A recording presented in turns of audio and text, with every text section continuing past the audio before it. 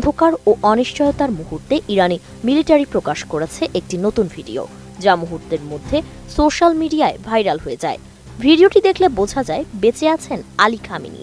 ভিডিওটির শুরুতে দেখা যায় আয়াতুল্লাহ আলী খামেনির জন্য অপেক্ষা করছে একদল কন্যা শিশু, যেন তারা তার আশীর্বাদ পাওয়ার জন্যই অধীর আগ্রহে তাকিয়ে আছে।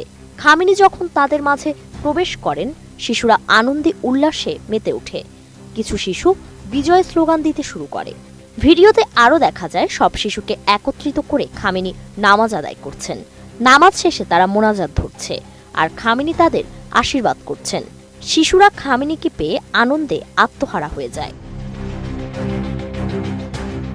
ইরানের মিলিটারি এই ভিডিও প্রকাশ করতেই নেটিজেনরা প্রতিক্রিয়া জানিয়েছেন। কেউ লিখেছেন, আল্লাহ খামেনিকে দীর্ঘায়ু দান করুন।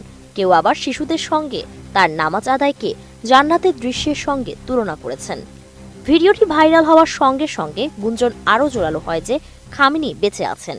এর আগেও কুরআন পড়া ছবি ভাইরাল হয়েছিল খামেনির, যা তার বেঁচে থাকার ইঙ্গিত দিচ্ছে বলে ধারণা করছেন বিশ্লেষকরা।